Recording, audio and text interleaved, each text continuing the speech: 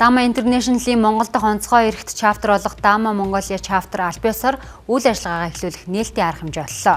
Ингэснээр дөнгөж хөгжиж эрчээ авч эхэлж байгаа дата AI салбарын хувьд тэргүүлэх, чиглүүлэх, олон улсын стандартыг нэвтрүүлэх, чадварлаг боловсон хүчнийг эх орондоо бэлдэх чиглэлд үйл ажиллагаагаа эрчимжүүлэх боломж бүрдэж байна. Dama International 60 гаруй оронд аль биесны чаптертай дата менежмент, засаглал, стандарт, аргачлалын чиглэлээр дэлхийд тэргүүлэгч байгууллага юм а. Дэлхийн хэмжээнд хүлээн зөвшөөрөгдсөн зарчим арга зүйг боловсруулсан тэргүүлэгч байгууллага юм. Dama Mongolia чаптер нь Dama International-ийн Монгол дахь цор ганц онцгой статус бүхий ашигын бус байгууллага юм а. Хамгийн чухал зүйл юу гэх нэгдүгээр өгдлийн стандарт хэрэгтэй Монголоос нэгдсэн стандарт хэрэгтэй. За хоёрт нь тэр өгдлөө бид нэр яаж зөв ашиглах вэ? Бодог тодорхойж болно. Алис одоо төрүүлсэн шинэ бүтээгдэхүүн гаргахаас авах бол зөндөө одоо хязгааргүй одоо боломжууд байна. За гуравт нь хүний нөөцөөр бэлтгэх нь маш чухал байгаа. Маш олон датанууд байна. Гэхдээ энэ дата яаж ашиглах вэ гэдэг нь хүн нөөцтэй шууд одоо суурилдаг.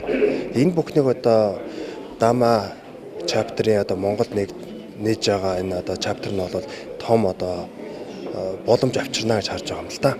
Энэ одоо байгууллага маань үүсгэн байгуулагдсанаар бол одоо Монгол улсын дата салбарын хөгжилд бол одоо үнэтэй хувь нэмэр оруулах нэг юм чухал үйл явдал болж байна. За олон улсын стандартыг Монгол улсад нутагшуулах, байгууллагууд хоорондоо одоо өгдлийн сайн туршлагуудаа хуваалцах, за мөн одоо өгдлийн чиглэлээр боловсон хүчин бэлтгэхэд бол энэ байгууллага маш чухал үүрэг гүйцэтгэх ийм байгууллага байгаа юм.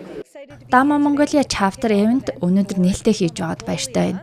Энэ нь дата, аналитик болон хиймэл оюун ухааны салбарт чухал алхам болж байна. Dama Mongolia байгуулагдсанаар Монгол улсад олон улсын туршлага нэвтрэх, цаашлаад олон улсын стандартыг нэвтрүүлэх боломж бүрдэнэ.